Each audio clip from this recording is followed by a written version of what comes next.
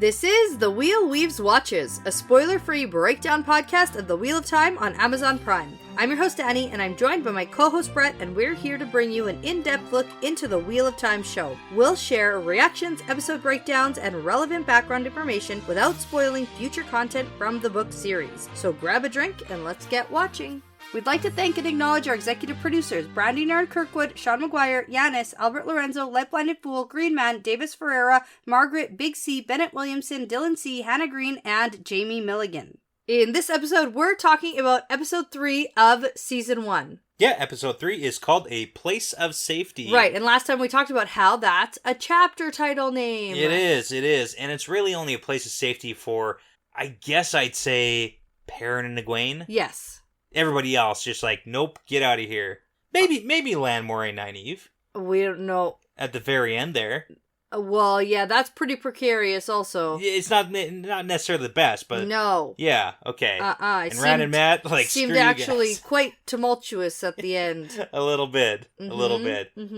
So, an interesting title. Yeah, and I gotta say, again, awesome intro. Oh, yeah. Holy moly. I love the cold open scenes, and I love the exit scenes, whatever you want to call those. Right, because we're going to hop back in time. Yeah. We're going to go back to when Nynaeve was dragged off by the Trolloc, and we're going to see what happened to her. Yeah, not dead. Not dead. Turns out. Not dead. What an amazing scene. Like, this one, I loved it so much. I know. It's so good. And I want to talk briefly about a story that I mostly remember. Okay. So keep in mind, this was like 2 years ago almost, when all of the background information and all of the extra stuff was all coming out about season 1. And I remember either Nynaeve or somebody talking about this scene in particular, and the actor playing the Trolloc almost drowning in this scene. I didn't know that. Yeah. Holy moly. Because of all of the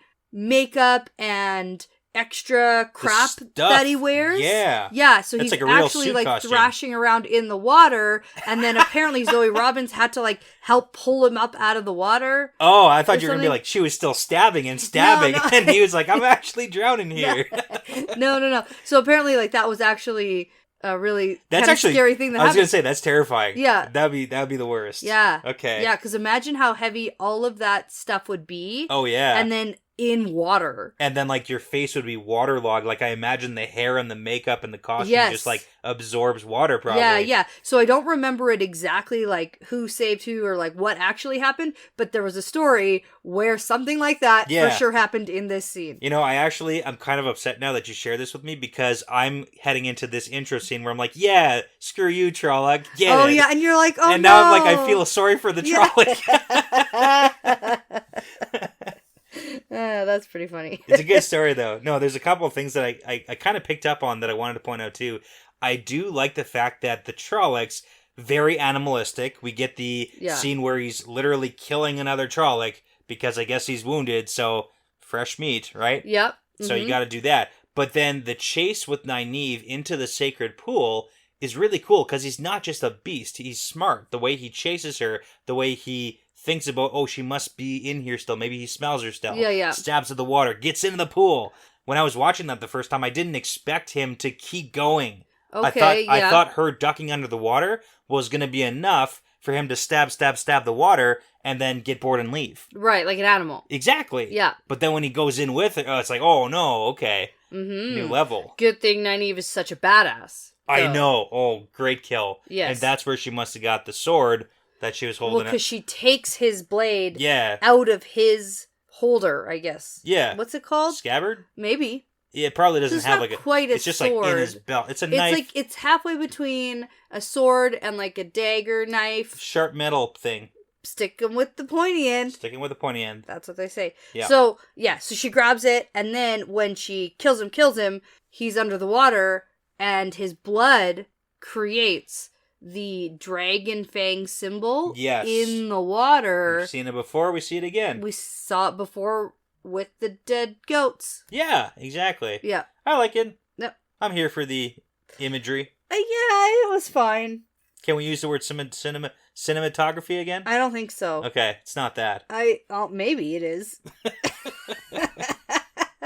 I don't know. Special effects? So, yeah, that's good enough. Okay. All right, and then we're going to have the title scene, which I actually watched this time. Did you? It's the same. It's not changing. It is. No. It is the same. But since last time you said, oh, maybe they're like historical figures. Yeah. Because I think every other time I've watched it, I haven't actually watched it. And I didn't recognize that they're actual people.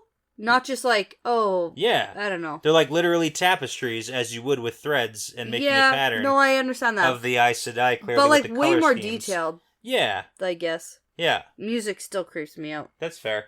All right, so we're going to pick up in the episode here, right where we left off last time, with Nynaeve and Lan and Moraine. Yep. Lan and Moraine have just escaped Shadow Logoth and the crazy shadow monster, and Nynaeve has shown up and saying, "Where's my friends?" Yeah, knife or blade or Trolloc sharp pointy guy still against Lan's neck. Right.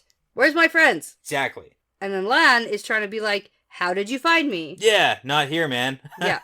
More importantly, why are you here? Yes, that's right. And then he tries to be like, you think you know this world? You know nothing, Jon Snow. Yeah, nothing. Oh, Nynaeve is the new Jon Snow. Yeah. At least for Lan, I guess.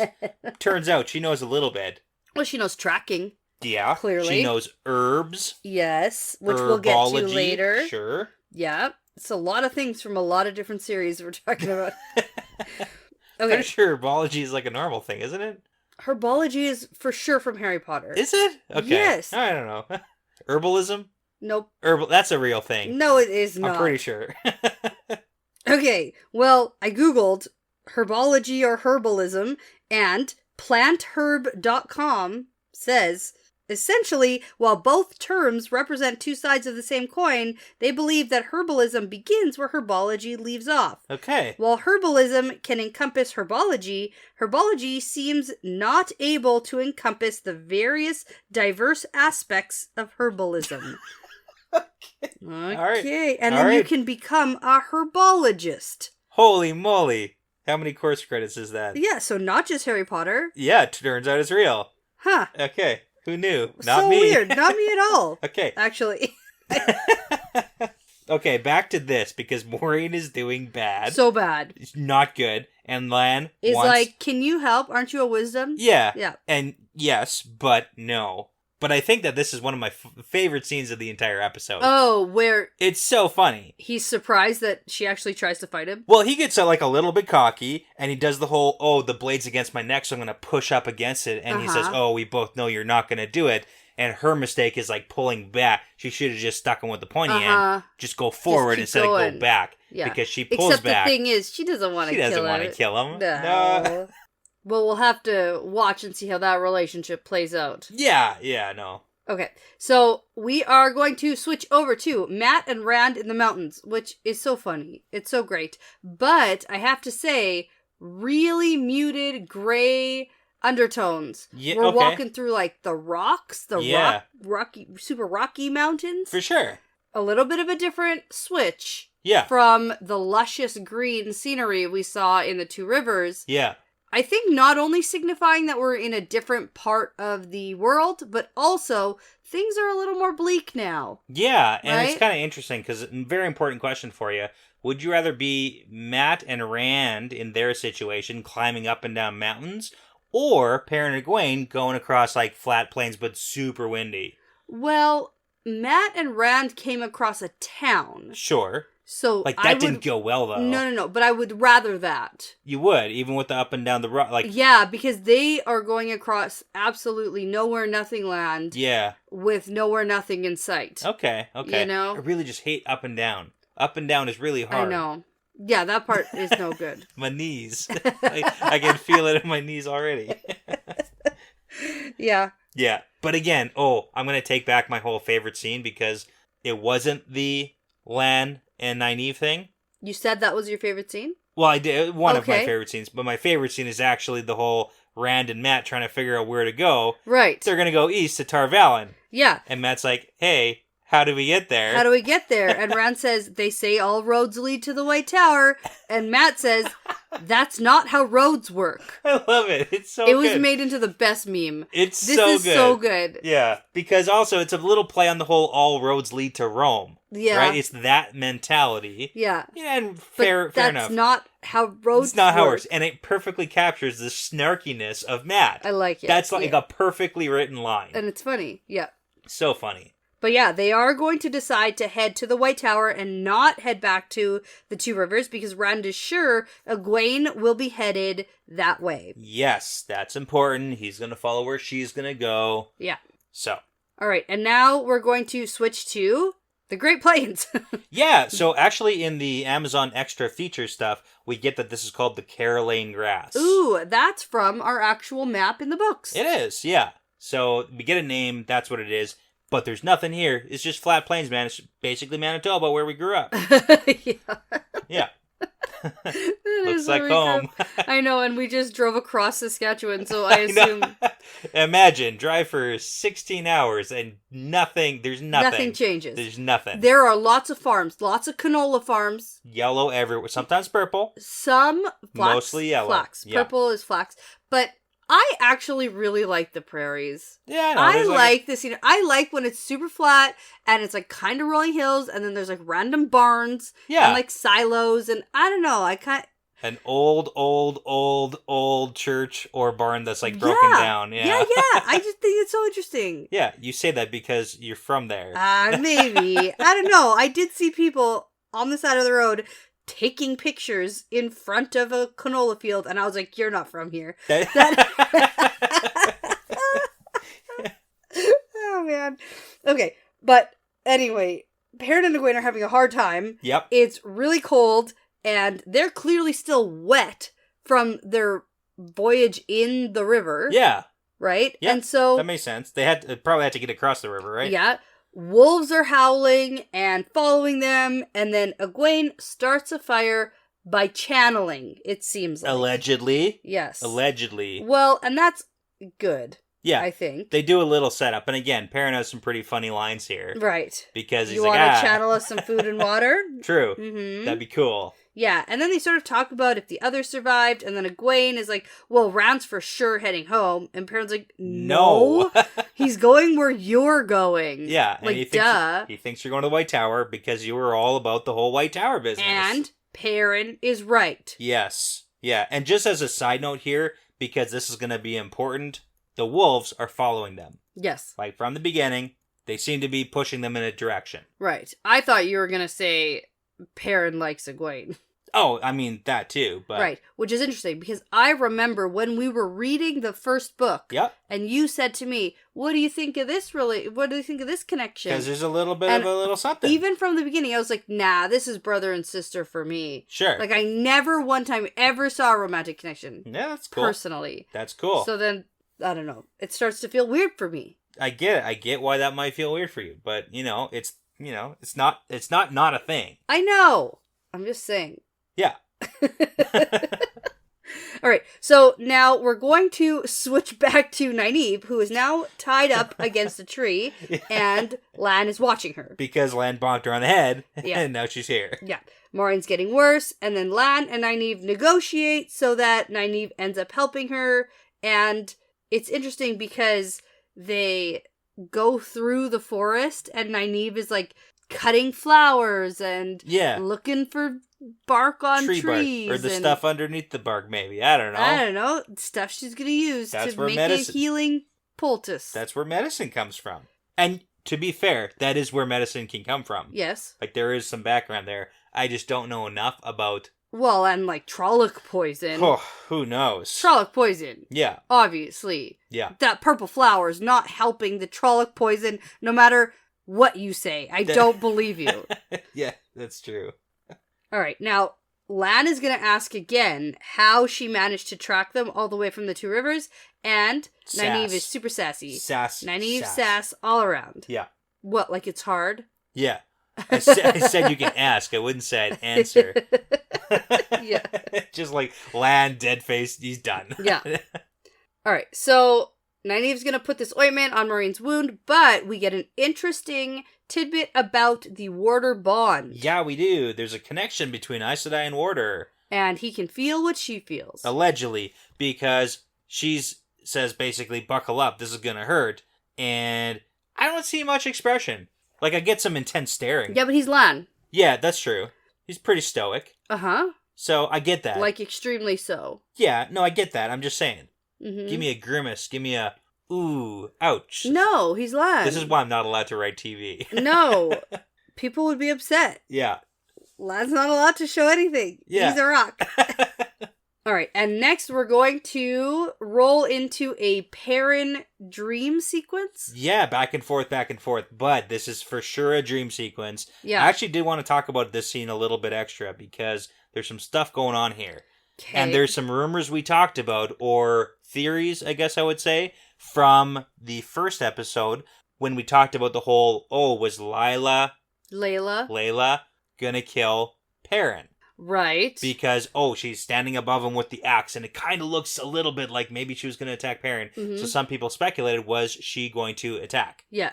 And in this scene with the dream sequence, we do get some Layla stuff going on here. Yeah, but how does that answer that question? Okay, so describing the scene. He wakes up in his bed in the Two Rivers. We get flashes of the fire-eyed guy behind the window. Yes. So clearly this is some sort of dream that I have to say he's manipulating. Yeah. This isn't just like a regular kind of dream. It is not. This is a manipulation dream. Leads me into my question for when you're done talking. Sure. I want to know if we should assume that everyone else is also having dreams. I would like to say yes. Yeah, I'm going to assume that everyone else is also having dreams, but we're just not talking about it. Yeah, we don't get to see every single one. Yeah. So Perrin goes, Layla's not in bed. He goes out to the forge. There's more flashes back and forth with the fire-eyed guy. And then when he goes in, there's a wolf who's eating or like biting the dead body of Layla. Like, guts, yeah. And it's kind of weird because Perrin clearly has some sort of connection with the wolves here. Yeah. Why are they eating his, her? They're licking his wound. They're helping. They're pushing them in a direction. So why is the wolf like eating his wife's body? It's weird. And then she's like zombie.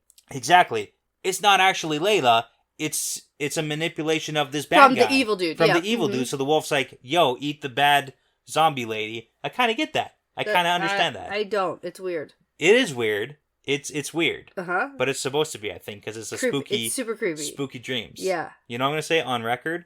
Don't trust the fire-eyed guy in your dreams. Oh, don't. Yeah, Maureen was like, hey, there's power in dreams. Don't trust that guy. Wouldn't trust him. Mm-hmm. Yeah. All right. So I'm going to go on saying that I think everyone is having dreams because the last time we had a dream with this guy in it, everybody had a similar dream, like a variation of the dream. With the bats. That's right. Yeah. And so I'd say they're probably also having dreams and we just don't hear anyone talk about it. Good speculation. Mm-hmm. Now, Perrin's going to wake up to Egwene saying, the wolves are here! And then they have to run away because they're getting chased by the wolves. But not fat. Like, the wolves clearly, if they want to catch them, they could catch them. Mm-hmm. They're just pushing them in the direction. That's right. That's got to be the thing that They're being helpful wolves. Yeah. They're being helpful friends. Yeah, and they're saying, like, hey, stop sleeping. You should go. Yeah. Go faster. Stop stopping. Yeah. Yeah. Because there's no, like, there's no nipping, there's no bite, there's no snarling that we see. Mm-mm. They're not really getting close enough to actually... No. They're just howling and then chasing. Yeah. Mm-hmm. Yeah, and then they get chased out to the windy plains and then they don't pursue. So yeah, we'll pick up when they start moving again. They're okay with it. Yeah. Now, we're going to head back to Matt and Rand, who are still heading across the mountain, and they're going to head down into a mining town, but not before they have a bit of funny comic relief banter. That's true. More. It's the snarkiness between Matt and Rand. And I gotta say, that's like because two buddies. Matt's like, I'm cold. Want to switch jackets? Your nice big wool jacket? Yeah, I know. You can tell he's a sheep herder. Yeah. He's got a good one. He does. Yeah, and then Matt's like, oh, think about the stories they'll tell about the man who walked while a little bit chilly. Yeah, it's funny. So funny. That's good. Now, we're going to see this mining town. We're going to head down. We're going to see a man in a cage who's stuck with arrows. Yes. Yeah, he is. And then Matt sees some sort of gem on the man, and he for sure wants to steal it. Yeah, we get that all coming back later in the episode. And we get a whole explanation about this guy, too. Right. Later on. So I think we should talk about that at that point when we actually get the explanation. Okay, so this place is looking a little rough. We have some people kind of looking at them like, what are you doing here? You're not from here. Clearly no. So. And what's super interesting is we're going to walk up to this inn, and... as a nod to the books, this inn is called Four Kings. Yes. Okay. And there are 4 king statues in front of the door at the inn. I like it. I really think that this entire mining town sequence is an awesome nod to the books because we do get a lot of towns. We get a lot more. A lot of inns Obviously, on the travels. You can do a lot more in a book than you can in a TV show for a lot of reasons. But I think this was a great nod that summarized a lot of the core elements of what's going on. Yeah, I agree. So I think they did good homage there. Mm-hmm. Yep. So we're going to go into the common room of this inn, and Rand describes Perrin and Egwene to see if they've shown up here, but they have not. And then we're going to listen to a gleeman take the stage with his guitar. Yeah. And now, this is a pretty well-known character. Yeah, Tom Merrilin. Yep. Absolutely. And so he's a little bit more grizzled. Yes, but if you noticed, he's got the patchwork, the colorful patches on the inside of his coat. Yeah, as opposed to the outside. I mean, it's a pretty big change, but I'm okay with it. Yeah, it is actually. It is, but it's like also, I'm cool with it. Yeah, because I don't need a comic. He's definitely grunge version Tom. Sure. Because in the books, this is not It's Tom. like a... This is the opposite of Tom. Tom is big, mustachioed, flourishing, backflipped man. Yeah. How is this playing old man the harp, playing the harp and the flute, Yeah. This is grunge Tom. You know what? And I'm okay with it because as much as I like Book Tom... Book Tom is a caricature. I know! Seeing that on screen would be just, what jarring. Are we doing here? It would be jarring and stupid. Yeah, I kind of agree. I wouldn't be able to. But people are like, a guitar? Tom would never play a guitar! And it's whatever. Yeah, he might.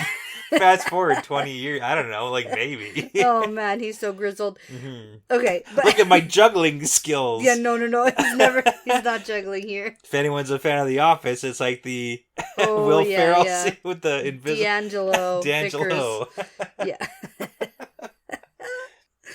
Oh, man. Okay. Anyways, it's good. Okay, so he's going to sing a song, and I would definitely recommend putting subtitles on. Oh, yeah. To see the lyrics of this song. It's very important. Because it matters. It does. It's not just this guy's singing a song and let's move on. Which I could easily tell some people would be like, yes. What is the point of this? Sure. Right? It's showing, it's just a guy who entertains in a pub. Yeah. But no. No.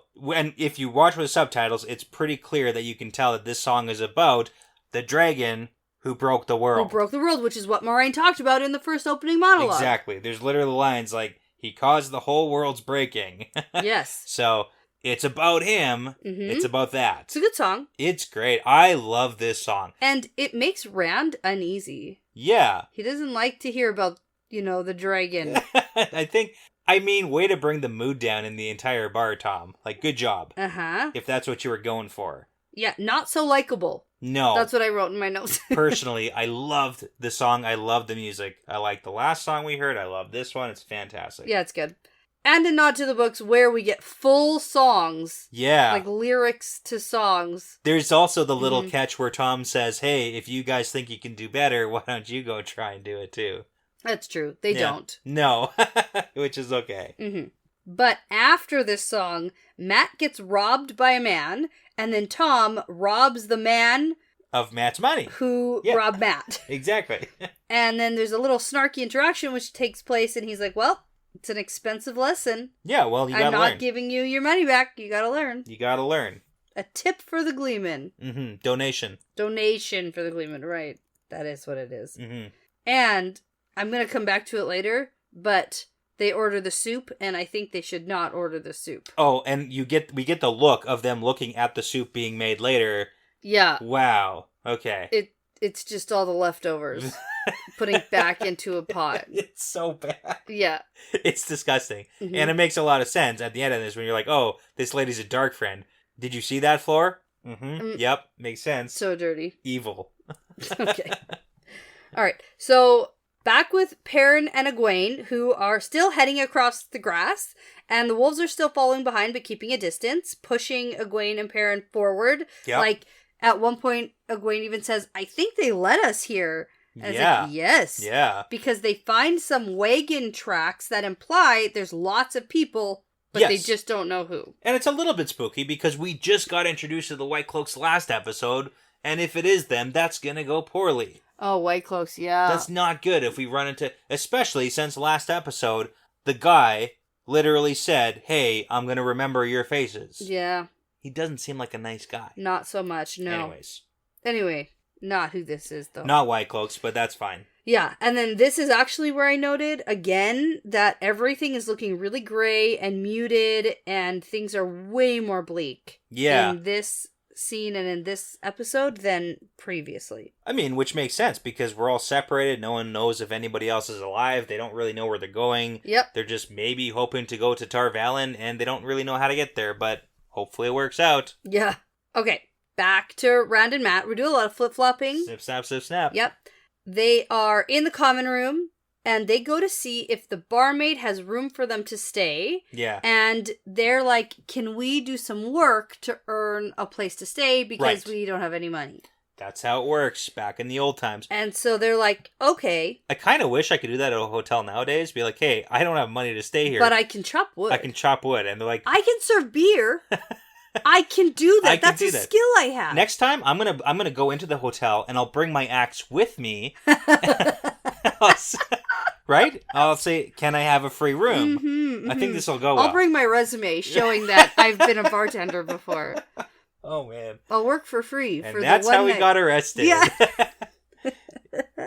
But back in the day. And this is the scene where we get the... Okay, what is that piece of meat? Is that a piece of meat that she's cutting to make the soup?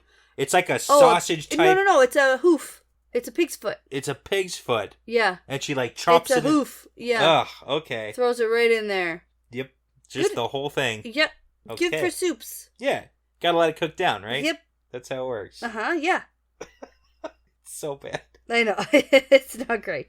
So, we're gonna go out back, and Rand starts splitting wood. He's like, all right, time to get to work. And then, this is the point at which we can notice that Matt is declining. Yes. Matt is angry. He's in a bad mood. Right. And so it's a pretty big jump from Matt in the last episode, who went out of his way to talk to Perrin, give him the knife from Layla, and show us that he clearly really cares about his friends and the situation that they're in.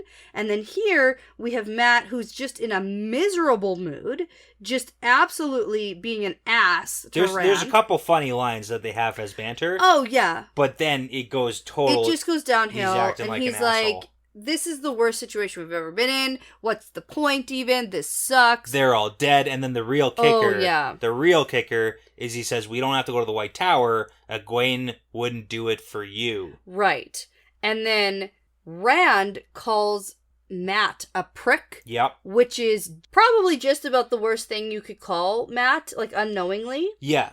Because if we go back to episode 1, Matt's mom, when she was all drunk, calls his dad a prick. Yep. And then later, when he's taking care of his mom, she says, you're gonna be a prick just like him. Right. And so that's the kicker. Good. Yeah. It's not good. And then Rand's like, you're such a prick. Yeah, and it's a little bit hypocritical because just last episode, Rand was getting all angry and angsty with Egwene, saying, "Oh, you've already left me behind." Yeah. So Matt's really just saying the same thing that Rand always said to Egwene. Yeah, but it made him mad. Yeah. He doesn't like to hear it out loud. You can't talk to me like that. Only I can talk to her like that. That's right. Yeah. Mm-hmm. I get it. It makes sense. Yeah.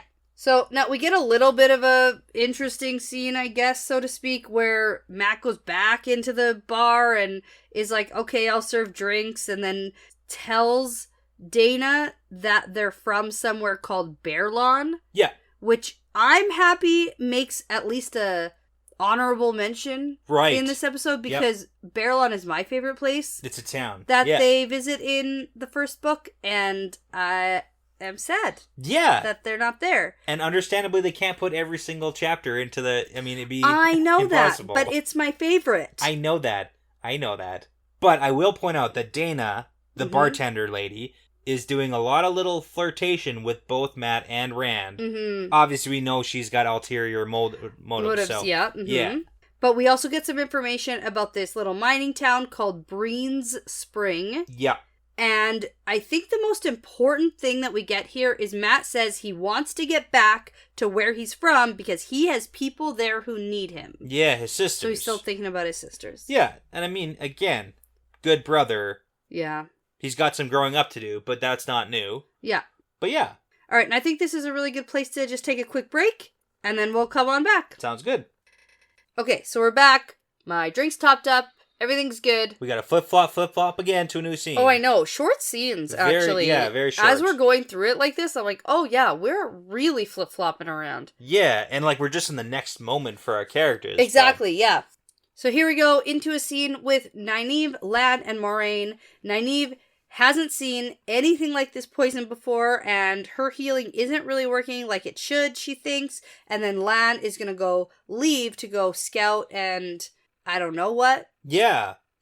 Well, it's kind of interesting, too. I wanted to point out because Nynaeve doesn't seem like her healing is working the way that she thinks it should. Yep. And we know it's because Trolloc poison. Like, that would be the obvious explanation there. But I just want to do a quick callback to the first episode where Egwene has that cut on her arm. Mm-hmm. Now, someone pointed out that it does look like she cut her arm in the river. Yeah, because when she goes up on the beach, her arm is bleeding. Right, so if Nynaeve's doing her healing... Which I missed, and so it was really nice to have somebody else comment and let us know. Yeah. And then with Nynaeve doing her healing, if she did that for Egwene, and it maybe worked a little bit better and faster, that makes a lot of sense why she would expect it to be better and work faster with Moraine, but it's not. Mm-hmm. So I just want to point that out. Yeah, okay. But yeah, Lan's got to go somewhere. And Nynaeve is going to keep Moraine safe. Guess so. That's the deal. Deal is still on. Okay.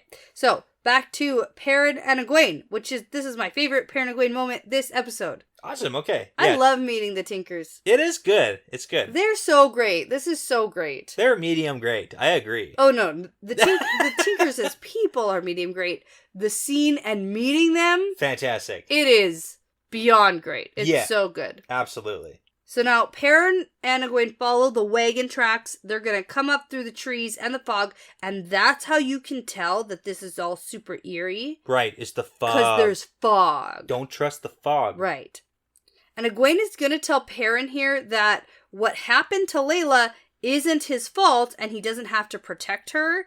And then he sort of starts to say, yes, it is, but then doesn't elaborate at all. Yeah. And then she's just like, it's not your fault. It's not your fault. And like probably making him feel way worse because like it definitely 100% is his fault. It's like 80% his fault. I mean, it's the heat of battle. If you're Perrin, sure, it's your fault. Oh. You know what I mean? Yeah. Like in your head. I understand that he 100% believes it's his You fault. did it. Yeah. Yes. Yeah. From an objective standpoint, I try to say that maybe it's not 100. It's a little bit his fault. Maybe look where you're swinging, but he's being attacked by Trollocs and stuff. Oh no, I know. Yeah. I don't really blame him, but he 100% blames himself. I a little bit blame him, just like I blame him. Okay, but anyway, we're about to get introduced to the Tuatha people. Yeah. Who have a bit of a formal greeting. They do. Which is lovely, right from the books. I do like this. Yep. And it's a great play on it. And I think that Aram and the casting of Aram and the actor does a fantastic job. This beautiful, charismatic beautiful guy. Yep. And he knows that Isla and Rain, who are doing the formal his introduction here. Yep. Yeah, his grandparents. He's playing the intermediary, like they don't know what what's the hell going on. You're talking about. We gotta, yeah, because they're like, do you know the song? And then Perrin and Egwene, like, what? The acting here is just so good, because they just are, like, tired and hungry and, like, bone weary and just, like... They're now surrounded by people and dogs, and they're like... No, what? Well, they don't even know what to say. And then that's when Aram helps them out. Yeah. And is like, just tell them you don't know the song. And they're like, don't know it. Don't know it. And I actually am really impressed because Aram says the line once, and it's pretty long. And then Egwene gets it all. She says it all. In one go. Very Egwene. Yes. And then Perrin is like, don't know it. Don't know it. Yeah. But now we're going to get a little bit of a breakdown about the Tuatha and their reputation. Right. And what they're known for, but it doesn't matter to them what their reputation is because their fires are open to all. Yeah. And if you think it's a play on, like, traveling people and the Romani, then yes, you're right. That's exactly what it is. Yeah. But we'll learn more about them. Yeah, with some twists. We'll see. We'll see how it goes. Yeah. There's really... The nice thing about the Wheel of Time universe, there's no real one-to-one comparisons. Right. Robert Jordan liked to take lots of things from lots of cultures and mix them all up. Together. That's exactly. Right. And so, I might be wrong here, but is this the last time we see Perrin and Egwene this episode? Yep, yes. It is. So... They get into this sort of comfortable situation with caring, kind people who offer them food. Yes, they feed them, they clothe them, they put blankets. Yep. You know, they're warm, they're good, fire, they're perfect. good. And so now we're left with them. Yeah. And place of safety. That's really, I think that's the place. I would have to assume. Because for Rand and Matt, who we're about to get back to, no. Not a place of safety. No. So let's talk about that. Okay. So, Rand's chopping wood, and has been for, like, literally ever, and Dana's like, I let Matt go, like, an hour ago, and I figured he'd be here. So much wood, and he hasn't stacked any of it. Like, are we just leaving it in piles here? Yeah, it's crazy. Crazy to me. It's nuts. I don't know. Yeah, I think that Rand actually should be better at this. I would think so. You gotta stack it up. It's gotta stay dry. Right. You gotta stack it up under a thing. Just leave it in a messy pile. Huge piles. But she did say chop the wood. She didn't say stack the wood. No, but Rand would know. Rand wouldn't. I don't know. Rand would 100. You think, like, for sure he's the one who does the wood chopping at his farm. Yeah. Yep. Nope. This is the most unbelievable thing I've seen. I don't buy it. Okay. It takes me right out of the story. Hate that. Idiot. Okay, so we're gonna get Dana, who brings Rand to his room and is like, you can stay in a room, you don't have to sleep out here. Yeah, funny little flirtatious banter. I guess so. And she asks about Matt and Rand's relationship problems. Yes. And then Rand is like, I could do better than Matt. Rude. That's what I said in my notes. I literally wrote the word also, rude. I mean, but Matt was kind of a dick to him. Yeah, Matt like was an a hour dick to and a him, half, but 2 like, hours ago. Can you though? Because he's really sweet and kind. This is a really terrible situation. It is. He's stressed out, man. I would be stressed. I wouldn't be doing better in this situation. I'm like, Rand, you're annoying too. How about? That's true. You didn't even offer him your coat. You need a big, nice, warm coat. You're not sharing that? Uh-huh. Pass it back and forth. Nope. Won't do it. It's my coat. Yeah, maybe Matt can do better than you, Rand. Oh, like it. How about that? Anyway, Rand's gonna invite Dana to have a drink with him. Big mistake. Huge. That was my line. I was gonna say that.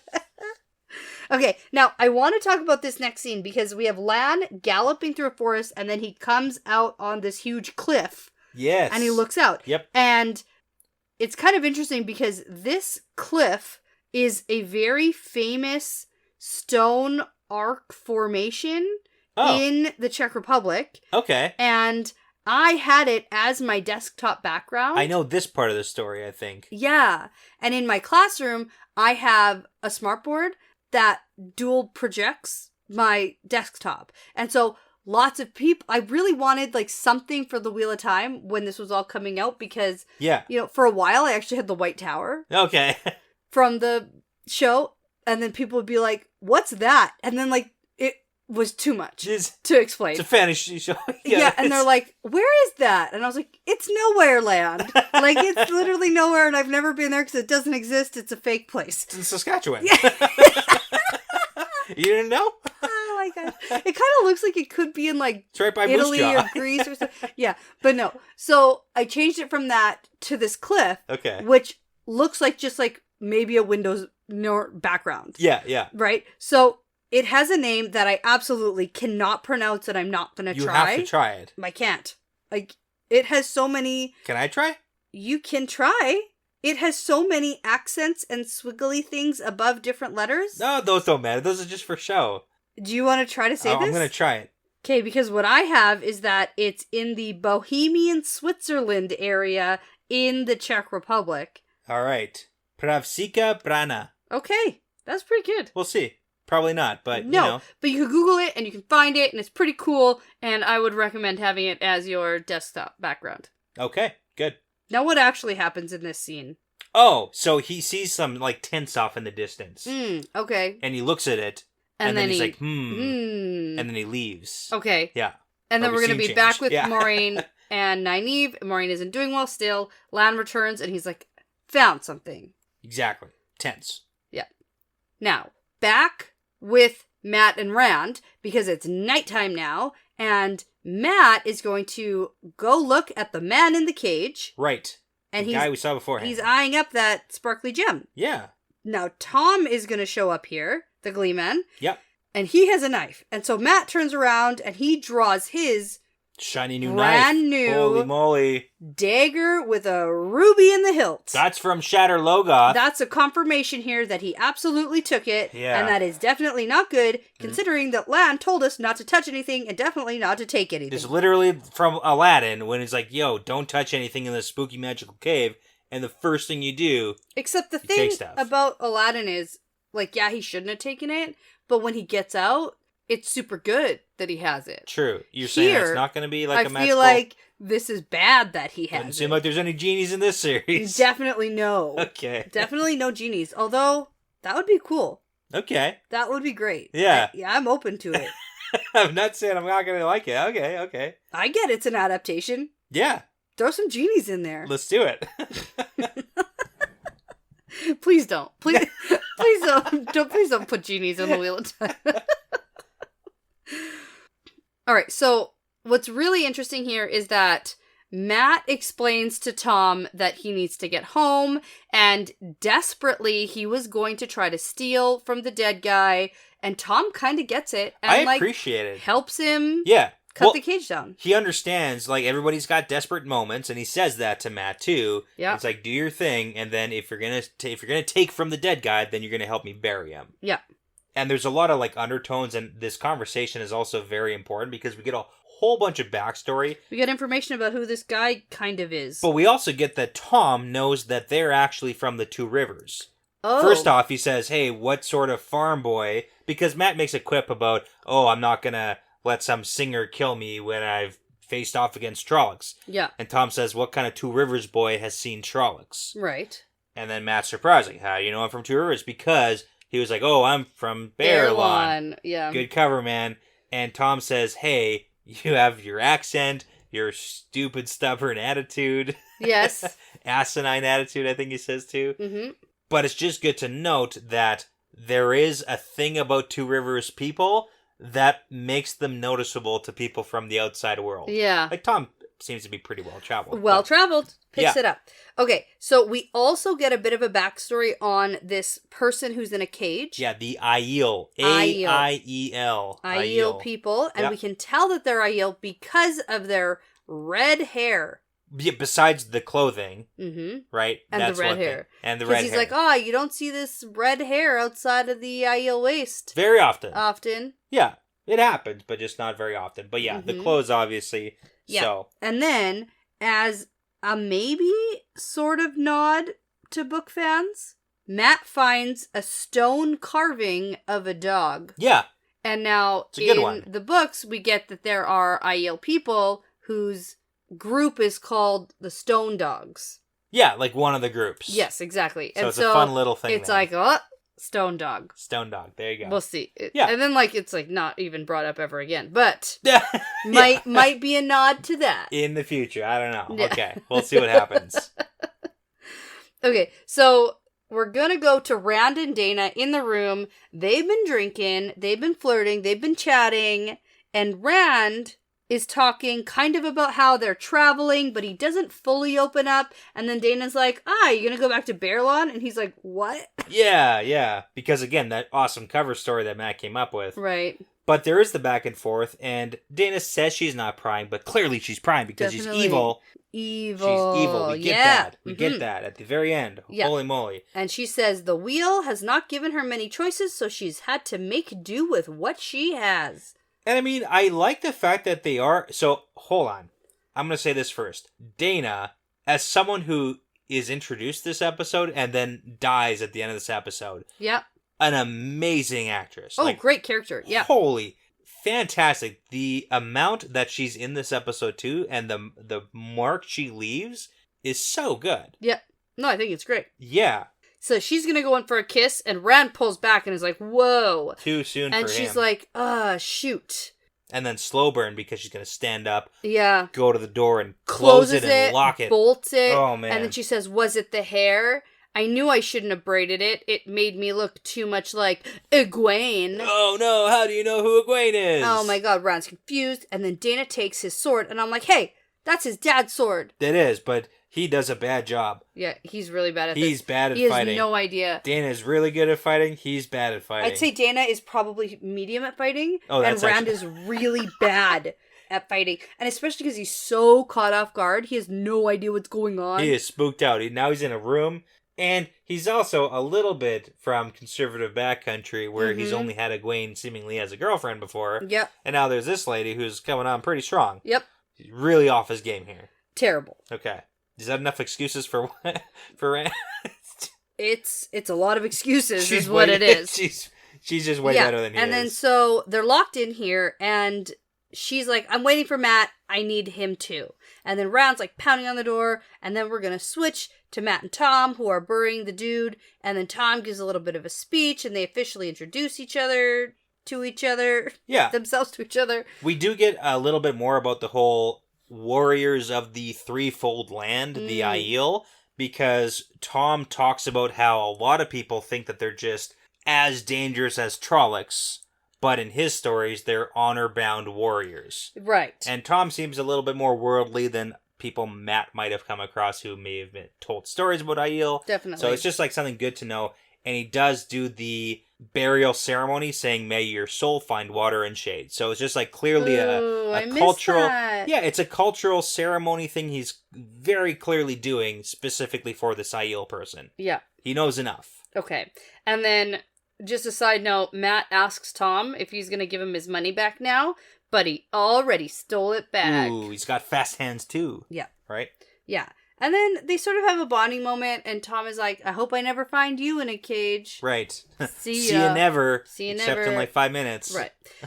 So, Rand is in the room with Dana, and he keeps trying to break down the door, and she's like, 3 men your size couldn't break it down even if they tried their hardest. That's why I brought you into this room. Yeah, and it's like, what? Why does this room exist in your weird little inn in this minor She's evil. town? Yeah, but... This is the room for, well, it's for lovemaking. That's why she's like, hey, a little slap and pickle. And it's slap and tickle, she says. She said that. That's what this room is for. I know. It's like no one can hear you on the outside. But it still feels weird that, like, that exists here. It's a murder room. Yep, that's what this is.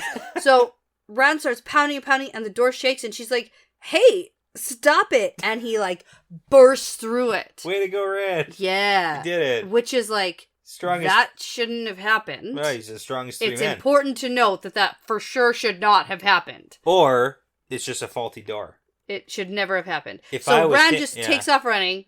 I'm trying to think now. Did I see Dana lock this door with, like, a key? No, she, like, bolts it. Oh, like, from the inside? Why wouldn't he just open the, like... Yeah. I would simply undo the bolts. Yeah. I would just move it. Or, like, yeah, you know? Yeah. And then leave. You're on the inside. Right. Huh. Maybe there was a key. There might have been. Okay. A key from the inside. You know those doors that lock from the inside only? Right. Huh. She has a sword too, though. Don't think too much about it. Okay, anyways. Yeah, okay, so he busts through. Good job, Rand! Yay! Yeah! Okay, and then he's running, and then Dana chases him, and she's really good at running with a sword. She's great. Yeah. So, Rand meets up with Matt. They, like, run into each other in the town. Right. And then Dana cuts them off, and is gonna give them a whole speech. It's a monologue. It is. Again, there's a lot of important information here. So number 1, they have been in her dreams. All 5 of them. 5 of them. And then Matt even goes, 5? What? That's weird because... Well, because Rand, Perrin, Matt, Egwene. Yeah, Nynaeve. Nynaeve. But Moraine cut Nynaeve out because of age. Yep. And Moraine narrowed it down to 4. Yeah. Which I guess the Dark One hasn't done? Well, I mean, if we don't know how he gets information and... Okay. Yeah. So, Dana does know that only one of them matters... And she also says that Ishmael. Yep. What did I say? Well, Ishmael is that guy from Moby Dick. No, I said Ishmael. Ishmael. Yeah, Okay. That's where the emphasis is. All right. Call me Ishmael. Yeah. But I know what you're talking about. Not that you've read it or care. Well, about... I know that line. I know, everybody knows that line. Everybody knows that line. What is the first line? I know. Okay, so she basically is like, Ishamael is the dark one. It's the same thing. We're saying the same thing. But don't worry, because he's actually a good guy. Right. He doesn't want to kill you. The Aes Sedai want to kill you. Yeah. The Dark One just wants you to break the wheel of time. Him. Right. And then you can be by his side forever. And everyone can be free of all the hurt and war and famine and blah, blah, blah, blah, blah. Come to the dark side, Luke. We have cookies. Yeah. It's literally, that's the speech. And I appreciate it. Yep. I appreciate it. Yeah. And then Dana's like, and it's too late because I've already called one of the eyeless. And then a dagger comes out of the dark through her throat. Yes. Yeah. Well, what she actually says is, I've already called one, like it's on its way, one of the eyeless, and you can't outrun a fade. No, you cannot. And that line was used in a lot of the trailers, too. Interesting. Okay. And there was a lot of speculation about, like, who was saying that, because the voice of Dana, it's like, we didn't know. No, we didn't know who that was. No. So. All right. And so Tom appears, because he's the one who just killed her. Awesome. Good marksmanship here. She's crazy. And holy moly. Tom's good with swords. Knives. Throwing knives. Yep. And he's like, we gotta go. And Rand is just so upset that Tom just killed her. And is like, we're not going anywhere with you. It's like, did you listen to the speech? And it's like, She's what? Like, she just called a fade, man. She's literally evil. Yeah. It's like... She wants to give you to the Dark One on a platter. In this world, like, evil objectively exists. And yeah. she was like, I'm gonna feed you to the Dark One, basically. Yeah. Don't kill her, though. Yeah. Don't you dare kill a woman. Yeah. Bran didn't like it. No. But in the end, we're gonna go. Matt's gonna be like, yeah, we're going with him. Because they're going east. Yes. East is towards the White Tower. That's right. Rand takes his sword back. Yes, because I said, don't forget your sword. He didn't. He got it. And then we're gonna get this, like, kind of sneaky blood transition to the next scene. You know what? I thought they were gonna do another one of the Dragon's Fangs. Oh, and like the blood into the little puddle of water. Yeah. I thought they were just gonna do another one. No, I'm glad they didn't. It'd be too much. It was like, ugh, enough already, you know? Yeah. Okay. Get it. Ugh, the Dragon's Fang. Ugh, evil. Get it. Evil all over the place. But no, the blood literally turns into the mountain range. It's trees, yeah. That Nynaeve and Lana Moraine are riding through. Right. Okay. Star Swipe. Is that cinematography? Yeah. I don't even know. I don't know. One of these days I'll learn what that is. You just keep saying it and eventually you'll be right at some point. I feel like the first time I used it, it was VFX. right. Is that a word? That's the thing. Well, special effects. Virtual effects? I don't know. Don't know. Cool stuff, man. Yeah. As an objective viewer of a TV show. There we go. It was a cool effect.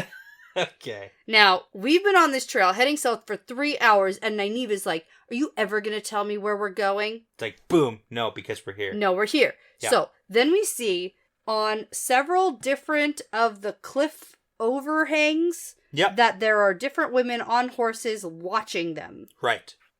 And we get that on the path ahead of them, there are more people approaching, and one of them in the lead is the red Aes Sedai from the beginning of the show. Yeah, the opening scene. Yeah. Or second Leandrin. Opening scene. It's Leandrin. Yeah. And Lan is like, Moraine, we need you awake. Yep. We need you awake. This is a big deal because we don't really know if we like Leandrin. Yeah, well, Leandrin was the one who was riding down the guy. Yeah.